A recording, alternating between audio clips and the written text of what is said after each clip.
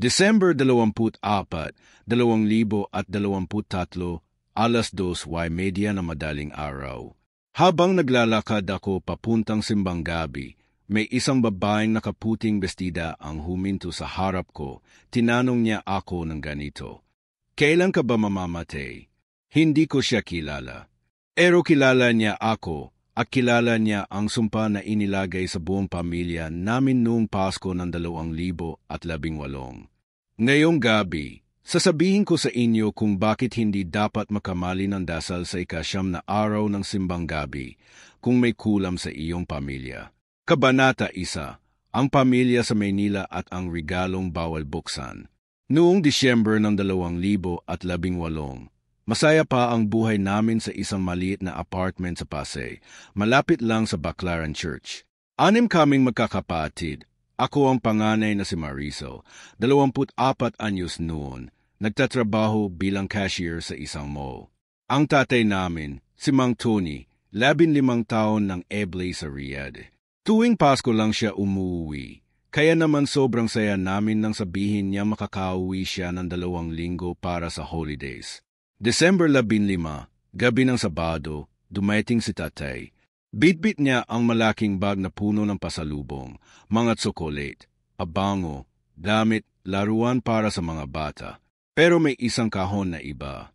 Kahoy na kamagong, mga isang dangkal ang haba, makintab na itim, may ukit na mahiwagang simbolo sa ibabaw na parang mata na nakapikit.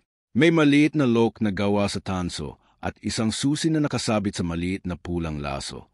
"Anak," sabi ni tatay habang inilalagay ang kahon sa ibabaw ng mesa namin, "ito ang pinaka-espesyal na dala ko. Galing ito sa isang matandang kaibigan ko sa Saudi. Bawal na bawal buksan hanggang December 25, alas 12 ng hating gabi. Kapag binuksan nyo ng mas maaga, may mangyayaring hindi nyo gugustuhin. Seryoso ako, huwag nyong galawin." Tiningnan namin ang kahon na parang buhay. May kakaibang amoy, parang pinaghalong insenso at lupa na bagong hukay. Ang bunso naming si JJ, 9 anyos pa lang noon, gustong-gusto ng buksan. "Sel, baka may pera sa loob. O kaya naman ginto," sabi niya habang tinatalikod ang lock. "JJ, wag," sigaw ko. Sabi ni tatay bawal eh. Pero ang totoo, ako rin naman curious. Gabi-gabi ko siyang tinitingnan. Tuwing madaling araw na tahimik ang buong apartment, naririnig ko na parang may humihimbing sa loob. Mahina-mahina, parang bata na umiyak sa malayo. Minsan pa nga, may mga mahinang katok na tatlo-tatlo, parang may gustong lumabas. December 20, hindi na nakapagpiglas ang kapatid kong si Rina. Pangalawa sa akin, 21 anyos, estudyante pa noon sa UE. Gabi ng Linggo, alas 11:30, natutulog na ang lahat maliban sa amin dalawa. Nagkatinginan kami sa sala. Walang kuryente noon dahil nag-brownout. Kandila lang ang ilaw. "Sel, hindi ka ba talaga curious?" Bulong niya. Isang sulyap lang naman. Hindi ko siya napigilan. Kinuha niya ang susi na nakasabit sa liig ni tatay habang natutulog ito sa kwarto. Dahan-dahan naming nilapit ang kandila sa kahon. Ang simbolo sa ibabaw, parang nakadilat na ngayon. Pumayag ako. Isang beses lang daw. Kinabahan kami ng i-turn ni Rina ang susi. Click! Bumukas ang lock na parang may sariling buhay. Inamoy namin ang loob bago pa man namin buksan ng tuluyan. Amoy lupa. Amoy libingan. Binuksan namin. Sa loob, nakabalot ng pulang tela na may dugo-dugo ang isang manikang gawa sa tela at kahoy. Itim na itim ang buhok niya, dawa sa totoong buhok. At hindi lang basta buhok, buhok namin yon. May piraso ng buhok ko na may kulay pink pa noon. Buhok ni JJ na kulot, buhok ni nanay na may white strands na. May maliit na piraso rin ng damit namin lahat. Piraso ng uniform ko sa mall. Piraso ng e-shirt ni JJ, peti pa minsan-minsang piraso ng damit ni tatay na dala niya sa Saudi. Sa dibdib ng manika, may nakasuksok na karayom na pilak. Sa likod, may nakasulat sa pulang tinta na parang dugo. SAIK negatibo 25 ng Disyembre, magiging akin kayong lahat. Doon na kami natakot ng todo. Sinaagad ni Rina ang kahon, pero huli na. May tumulo sa kandila, parang luha na pula. At narinig namin si tatay na sumigaw mula sa kwarto niya. Anong ginawa niyo? Pagsapit ng December 23, nagsimula na ang sumpa. Nagkasakit si JJ ng walang dahilan. Mataas ang lagnat, sinisigawan ang kawalan. Sinasabi niya may babaeng nakatayo sa paanan ng kama niya na nakatingin lang. December 24, hindi na siya makagalaw. December 25, alas 12 ng hating gabi, eksaktong oras na sinabi ng Monica, tumigil ang hininga niya. Hanggang ngayon, tuwing Pasko, naririnig ko pa rin ang mahinang katok na tatlo-tatlo sa loob ng kahon na itinago na namin sa pinakamalalim na parte ng bahay. At ang pinakamalala, noong Disyembre 2023, 5 taon pagkatapos, bumalik ang tatay ko mula Saudi. May dala ulit siyang bagong kahon na kamagong. Perehong-pereho. At sa pagkakataong ito, ako na ang nakatanggap ng sulat sa ilalim ng pinto. Marisol, oras mo na magbayad. Kabanata 2. Ang unang simbang gabi at ang babaeng walang anino. December 16 na, 2018. Ika-4 na araw pa lang mula nang buksan namin ang kahon na kamagong. Patay na si JJ, pero hindi pa rin kami makapaniwala. Ang burol niya ay sa sala pa rin namin, nakabante ang kabaong na gawa sa murang kahoy. Amoy bulaklak na nalalanta at kandila ang buong apartment. Hindi pa rin kami makapagsimba ng sama-sama dahil takot na takot si nanay na iwan ang bahay. Pero ako, hindi ko na matiis. Pakiramdam ko may humihila sa akin papuntang simbahan. Parang may boses na bumubulong sa tenga ko tuwing madaling araw. Pumunta ka sa simbang gabi. May sasabihin sa'yo. Kaya alas 3:30 ng umaga, naka-jacket ako at naka-scarf kahit hindi naman malamig. Nag-iisa akong lumabas papuntang Baclaran Church. Madilim pa ang kalye. May mga tindahan pa lang ng suman at bibingka ang nagbubukas. Ang mga tao, halos mga matatanda at ilang eble na bagong dating, nagmamadaling papasok sa simbahan. Pumasok ako sa likod, tahimik lang, nakaupo sa pinakadulong bench malapit sa pintuan. Hindi ako makatingin sa altar ng matagal. Pakiramdam ko may nakatingin sa akin mula sa harapan. Tapos nakita ko siya. Sa pinakaunahang piu, sa gitna mismo, nakaupo ang isang babaeng nakaputing bestida na hanggang paa. Mahaba ang buhok niya, itim na itim, nakabitin hanggang baywang. Hindi siya gumagalaw. Hindi siya umimik. Hindi siya lumilingon. Pero alam kong alam niya akong naroon. Ang pinakakakaiba, sa ilalim ng malalaking ilaw ng simbahan, wala siyang anino. Arang pepel lang siyang nakadikit sa sahig. Natapos ang misa. Habang lumalabas ang mga tao, nanatili siyang nakaupo. Ako naman, hindi ko alam kung bakit, hindi ako lumabas. Naghintay ako hanggang mag-isa na lang kami sa loob maliban sa dalawang sakristan na nag-aayos ng altar. Bigla siyang tumayo. Dahan-dahan siyang lumapit sa akin. Walang tunog ang mga paa niya sa sahig na marmol. Nang makalapit siya, nakita ko ang mukha niya. Maputla, halos puti na puti, pero maganda. Parang birhen. Pero ang mga mata niya, itim na itim, walang puti, parang butas lang. Hindi siya nagsalita agad. Inabot niya sa akin ang isang maliit na sobre na kulay dilaw, dawa sa pepel di hapon. Sa labas, nakasulat sa pulang tinta, para kay Marisol lang. Kinilabutan ako. Paano niya alam ang pangalan ko? Basahin mo ito sa bahay, sabi niya. Ang boses niya malamig pero pamilyar. Parang narinig ko na noon. May 9 na dasal dito. Simula bukas, Disyembre 17, hanggang Disyembre 25, dapat sabihin mo ang tamang dasal sa tamang oras tuwing simbang gabi. Kung magkamali ka kahit isang linya, o kahit isang araw kang hindi makakapunta, may mamamatay sa pamilya mo. Tuwing Pasko, hindi ako nakaimik. Ang unang dasal, patuloy niya, ay para kay JJ. Hindi pa tapos ang utang niyo sa kanya. Tiningnan ko ang sobre sa kamay ko. Nang itingala ko ulit siya, wala na siya, arang natunaw na lang sa hangin. Pero narinig ko ang mahinang bulong niya sa tenga ko kahit wala na siya sa harap ko. Simulan mo na bukas. At huwag kang lilingon habang nagdadasal. Nang makauwi ako sa bahay, binuksan ko ang sobre sa ilalim ng kandila. 9 na maliit na papel.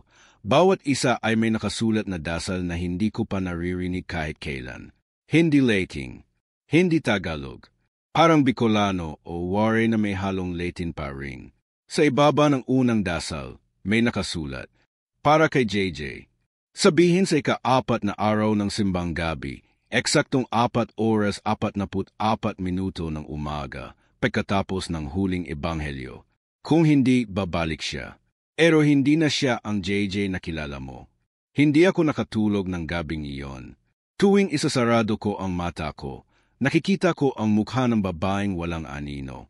At naririnig ko ang mahinang katok na tatlo-tatlo mula sa kahon na kamagong na itinago na namin sa ilalim ng kama ni nanay. Kinabukasan, Disyembre 17, alas 3 ng umaga ulit, bumalik ako sa simbahan. Nakaupo na siya ulit sa unahan. Walang anino. Pero sa pagkakataong ito, nang dumaan siya sa harap ko pagkatapos ng misa, may iniwan siyang maliit na bagay sa upuan ko. Isang piraso ng buhok ni JJ. At sa ilalim nito, may nakasulat sa pulang tinta. Simulan mo na. Oras mo na magbayad. Kabanata 3, ang ika-8 araw, ang malaking pagkakamali. Disyembre 23, 2018. Ika-8 araw na ng simbang gabi. 7 gabi na akong hindi nakatulog ng mahimbing. Itong gabi na akong nag-iisa na pumupunta sa Baclaran Church bago mag-4 ng umaga. Itong gabi na akong binabantayan ng babaeng walang anino. Sa bawat araw na lumilipas, mas lalong lumulala ang itsura niya. Noong una, maganda pa siya. Ngayon, parang lupa na ang kulay ng mukha niya. May mga ugat na itim na gumagapang sa liig niya. Ang mga mata niya, dating itim na butas, ngayon ay may maliit na pulang punto sa gitna na parang dugo na hindi natuyo. At ang pinakamalala, tuwing lalabas siya ng simbahan pagkatapos ng misa, naririnig ko ang mahinang tunog ng chain na hinahatak sa sahig, kahit wala namang kadena sa paa niya. Sa ika-7 araw, binigyan niya ako ng babala. Maricel, sabi niya habang nakatayo sa harap ng altar, nakaharap sa akin pero nakatingala sa krus. Bukas ang ika-8 dasal. Ang pinakamahirap. Kung magkamali ka, hindi na pwedeng balikan. Ang susunod na mamamatay ay ang pinakamamahal mo sa pamilya. Hindi ko alam kung sino ang ibig niyang sabihin. Si nanay, si tetay, si Rina, o baka Echo. Kaya naman noong gabing iyon ng Disyembre 22, ginawa ko ang lahat para makapaghanda. Nagbabad ako sa dasal. Isinulat ko sa maliit na papel ang ika-8 dasal na nakasulat sa dilaw na papel na ibinigay niya. Binasa ko ito ng paulit-ulit hanggang memorizado ko na. Pero habang binabasa ko ito sa harap ng kandila, napansin ko ang isang bagay na hindi ko pa napapansin noon. May isang linya sa dasal na nakasulat sa pulang tinta. Ang iba ay itim lang. Ang linyang iyon, sa pangalan ni JJ, ibalik mo ang buhay na hiniram mo sa amin. Hindi ko alam kung bakit, pero nanginginig ang kamay ko habang binabasa iyon. Alas 3 ng umaga ng Disyembre 23. Nagising ako nang may masakit na senso. Para may humihila sa dibdib ko.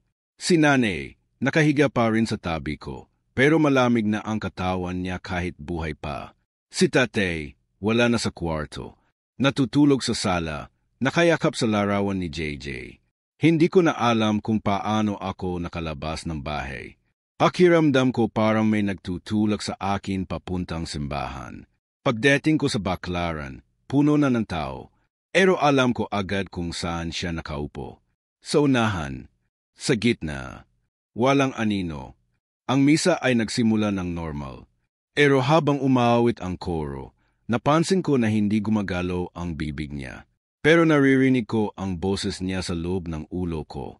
Maricel, oras na. Alas 4:30 na. Malapit na ang ebanghelyo. Kinuha ko ang papel sa bulsa ko. Nanginginig ang mga kamay ko. Basang-basa ng pawis ang papel kahit malamig ang simoy ng hangin sa loob ng simbahan. Pagkatapos ng ebanghelyo, Oras na ng dasal. Tumayo ako. Lahat ng tao ay nakaupo pa, pero ako lang ang nakatayo sa likod. Dahan-dahan kong binulong ang ikawalong dasal. Una, pangalawa, pangatlo, tama naman lahat. Hanggang sa makarating ako sa linyang may pulang tinta. Sa pangalan ni JJ, ibalik mo ang buhay na hiniram mo sa amin.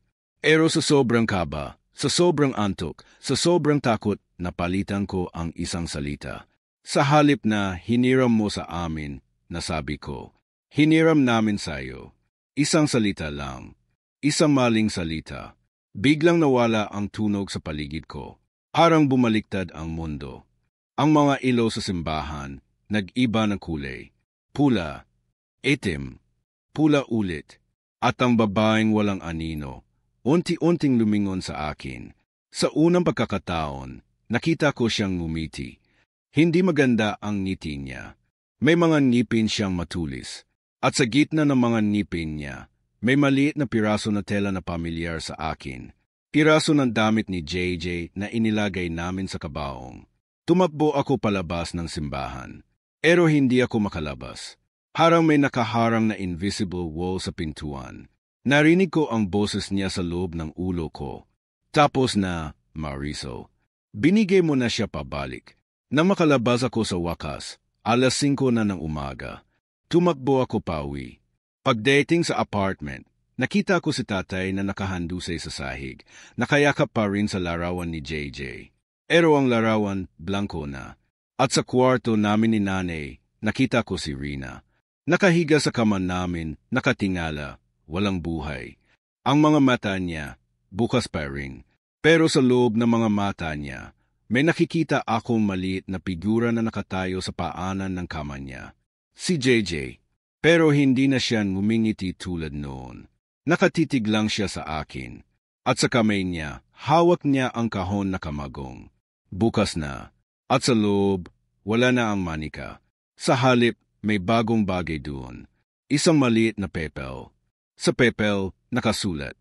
Salamat, 8. Oras mo na. Kabanata 4. Ang huling araw, Disyembre 24, 2023, live na kwento. 5 taon na ang nakalipas mula noong Disyembre 23, 2018. 5 Pasko na kaming walang tunay na Pasko. 5 taon na kaming hindi na nakakapagsimba ng sama-sama. 5 taon na kaming nagtatago sa anino ng sumpa na sinimulan ng isang kahon na kamagong. Ako si Marisol. Ngayon ay 29 anyos na ako. Nakaupo ako ngayon sa harap ng cellphone ko, live sa isang maliit na Facebook group na mga kwentong takot sa Pasko. 3:00 ng umaga ng Disyembre 24, 2023. Live stream ito. Gusto ko sanang sabihin sa mundo ang nangyayari, pero hindi ko magawa. Natatakot ako. Pero kailangan ko nang tapusin ito. 5 taon na kaming walang JJ. 5 taon na kaming walang Rina. Si nanay, namatay noong 2020 sa COVID. Sabi ng doktor, atake sa puso. Pero alam ko ang totoo. Sa burol niya, nakita ko ulit ang babaeng walang anino. Nakaupo sa pinakadulo ng upuan, nakatingin lang sa kabaong. Walang luha, walang ngiti. Pero may hawak siyang bagong papel. Sa papel, nakasulat, ika-6 na taon. Oras mo na, Marisol. Si Tate, bumalik sa Saudi noong 2019. Hindi na siya umuwi mula noon. Tuwing tatawag siya, parang may takot sa boses niya. Noong nakaraang taon, Disyembre 25, 2022, tumawag siya sa akin. 12:00 ng hating gabi. Anak, sabi niya, may dala akong bagong kahon. Pareho noong una. Huwag mong buksan. Huwag mong tanggapin. Pero hindi ko na kaya. Inadala ko na sa inyo. Darating bukas. Hindi na siya nakapagsalita pa.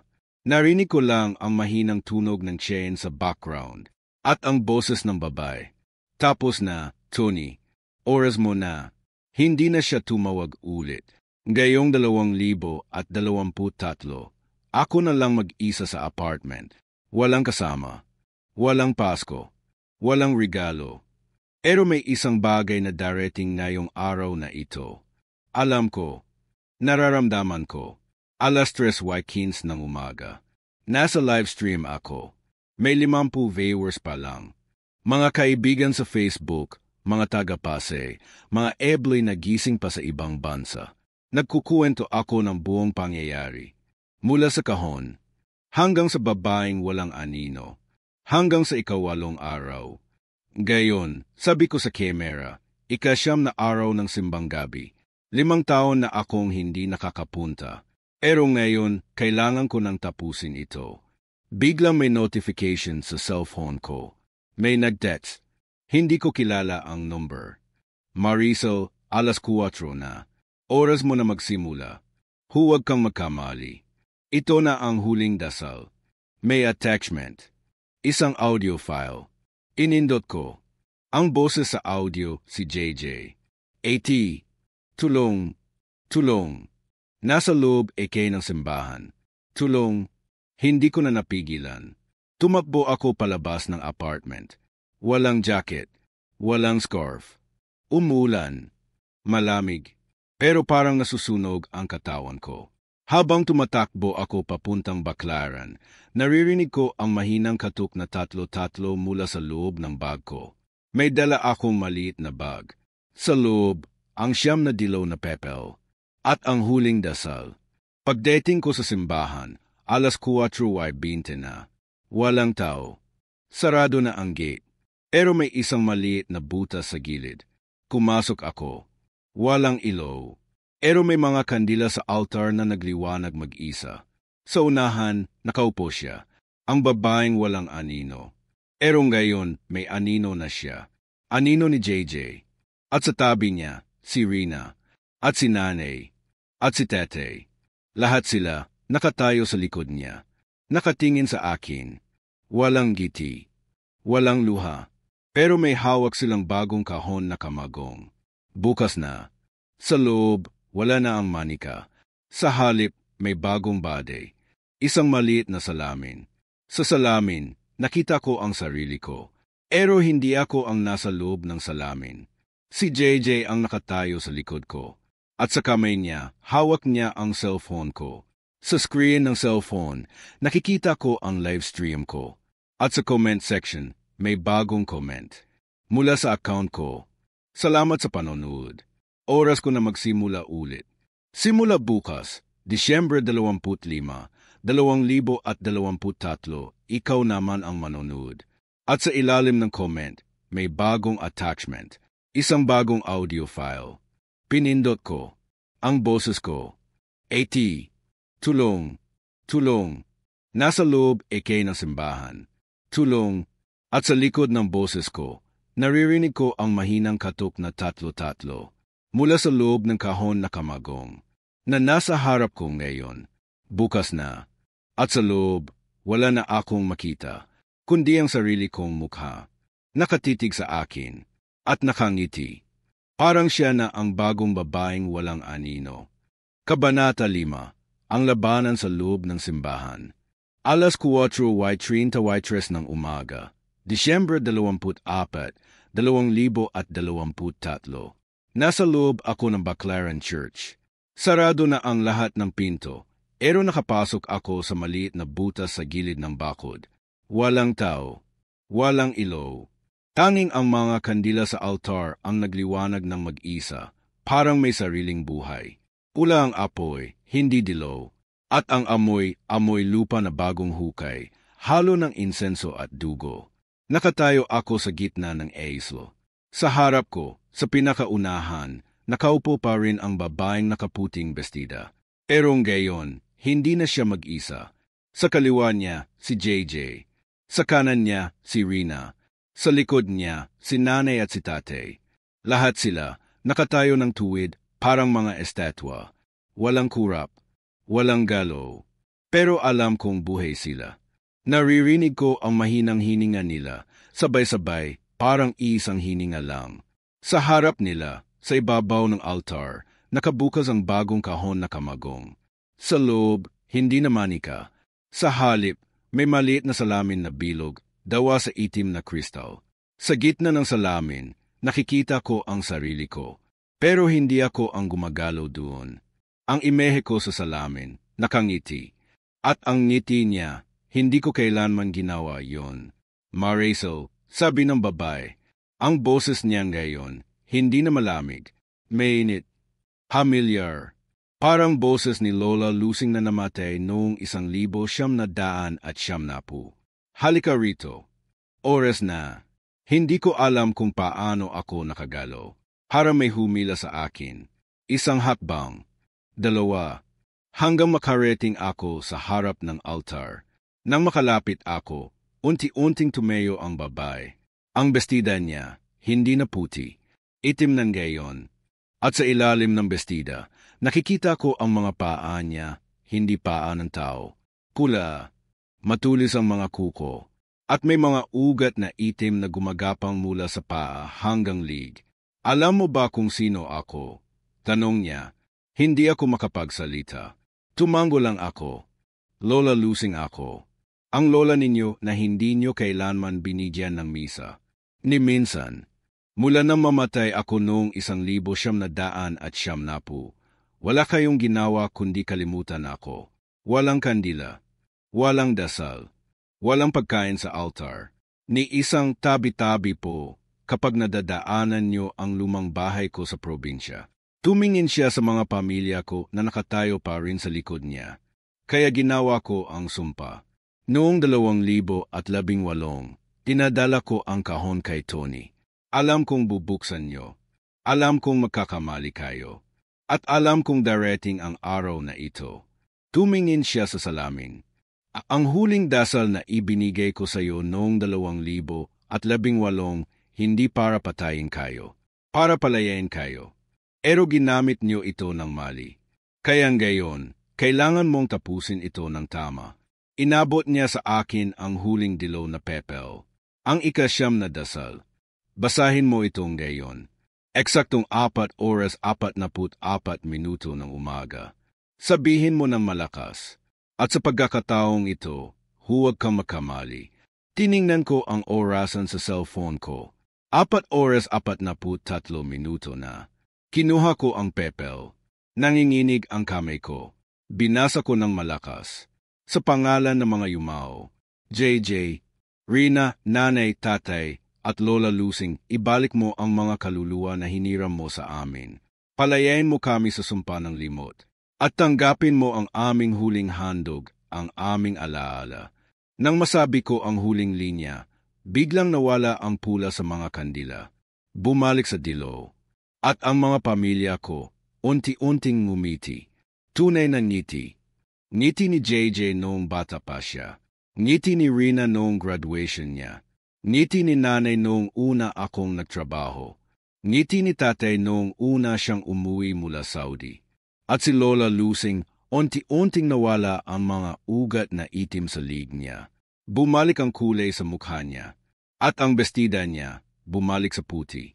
Salamat, Apo, sabi niya. Tapos na. Biglang nawala silang lahat. Parang usok na hinigop ng hangin. Natunaw na lang sa harap ko. Ang salamin sa altar, bumalik sa normal. Nakita ko ang sarili ko. Ngayon, ako na talaga ang nakangiti. At ang kahon na kamagong sarado na ulit. Walang lock. Walang susi. At sa ibabaw ng kahon, may bagong ukit. Hindi na mata na nakapikit. Isang puso. At sa ilalim ng puso, nakasulat. Salamat sa misa, Marisol. Ngayon, makakapagpasko na kayo ulit. Nang lumabas ako ng simbahan, sumikat na ang araw.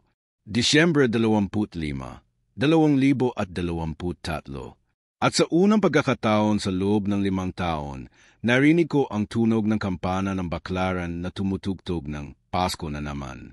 Pero habang naglalakad ako pa uwi, may isang bagay na hindi ko maalis sa isip ko. Ang huling linya ng dasal na binasa ko.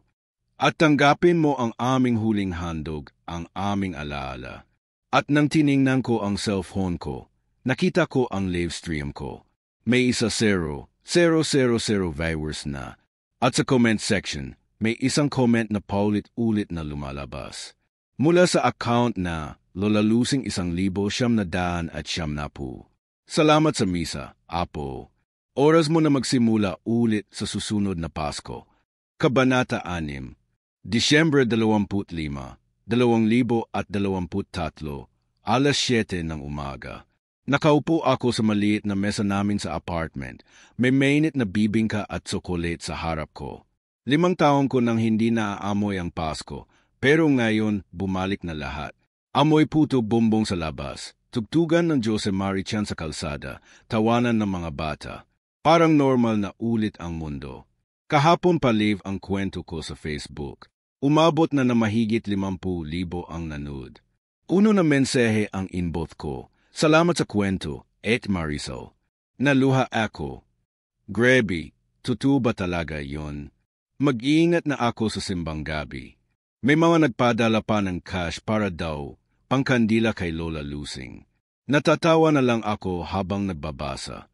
Akala ko tapos na ang lahat. Akala ko nakalaya na kami. Pero hindi pa pala. Kaninang alas 6 ng umaga, habang naghihintay ako ng araw, may kumatok sa pinto. 3 katok. Paulit-ulit. 3. Kinilabutan ako. Hindi ako bumubukas ng pinto tuwing Pasko mula noong 2018. Pero ngayon, iba ang pakiramdam ko. Parang may nagsasabi sa loob ko, buksan mo na. Wala nang masama. Binuksan ko. Walang tao sa labas. Pero sa paanan ng pinto, may maliit na supot na kulay pula. May laso na ginto. Sa loob, isang bagay na pamilyar. Isang bagong kahon na kamagong. Maliit lang, kasing laki ng palad ko. Walang lock.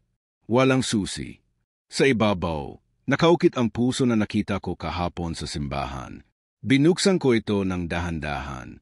Sa loob, hindi manika, hindi salamin, hindi rin dugo. Isang maliit na rosaryo na gawa sa kamagong din. At sa gitna ng rosaryo, may nakasabit na maliit na pepel na dilaw. Erehong-pereho ng mga pepel na ibinigay sa akin ng babaeng walang anino. Binasa ko, Marisol, apo ko, salamat sa misa. Salamat sa huling dasal. Nakalaya na kami. Nakauwi na si JJ, si Rina, si Nanay, at si Tatay. Nakabalik na rin ako sa langit. Pero ang sumpa ay hindi nawawala ng ganoon kadali. May bagong tagapagmana ng gayon. Ikaw na. Simulan ngayong Pasko ng 2023, ikaw na ang magiging tagapagbantay ng siyam na dasal. Tuwing simbang gabi, may isang tao sa Baclaran Church na makakatanggap ng listahan mula sa iyo. Isang tao na may sumpa sa pamilya nila dahil sa limot. Isang tao na kailangang tulungan mo. Huwag kang matakot. Hindi ka na magiging babaeng walang anino. Magiging babae may anino ka na, pero may misyon. Kung hindi mo gadawin, babalik ang sumpa. Pero kung gadawin mo, bawat Pasko, magkakaroon ka ng bagong pamilya na matutulungan. At bawat taon, makakauwi ka sa amin sa langit ng pansamantala sa iyong mga panaginip. Isang beses mo lang kailangang gawin ito bawat taon. 9 na araw lang. 9 na dasal lang. At kapag natapos mo ang 9 na taon mo bilang tagapagbante, tuluyan ka ng makakalaya. Makakasama mo na kami ng walang hanggan. Mahal na mahal kita, Apo. Ingat ka sa unang tao na makikita mo ngayong simbang gabi 2024. Siya ang unang-una mo. Lola Lusing. Natigilan ako. Nanginginig ang kamay ko habang binabasa ulit. Tumingin ako sa salamin sa dingding. Ngayon, may anino na ako. Pero kapag tumingin ako ng matagal, may isa pang anino sa likod ko. Anino ni Lola Lusing. Nakangiti. Nakayakap. Biglang nag-ring ang cellphone ko. May bagong text mula sa hindi kilalang number. Marisol, salamat sa panonood ng live kahapon. Ako ang unang makakatanggap ng listahan sa iyo ngayong 2024. May sumpa rin ang pamilya ko. Hindi kami nagbigay ng misa sa lola namin. Tulungan mo ako, please. Magkita tayo sa Baclaran, Disyembre 16 na, 2024, alas 3 ng umaga. Huwag kang mag-alala, kilala mo na ako. At sa ibaba ng text, may pangalan. Honey, Austria, silent listener mo mula pa noong 2018. Napaupo ako sa sahig. Si Honey, Austria, ang palaging nagko-comment ng present always sa lahat ng kwento ko. Ang laging nagsasabing listening from Saudi. Ang laging nagpapa-shoutout sa pamilya niya sa Lopez, Quezon. Siya pala. Siya ang unang tao na kailangan kong tulungan. Tumingin ako sa labas ng bintana. May mga batang kumakanta ng Christmas carol. May mga nanay na nagbabalot ng hamon. May mga tatay na nagbubuhat ng bagong tea. At sa unang pagkakataon sa loob ng 5 taon, ngumiti ako ng totoo. Hindi na ako takot sa Pasko. Dahil ngayon, alam ko na ang tunay na kahulugan ng simbang gabi.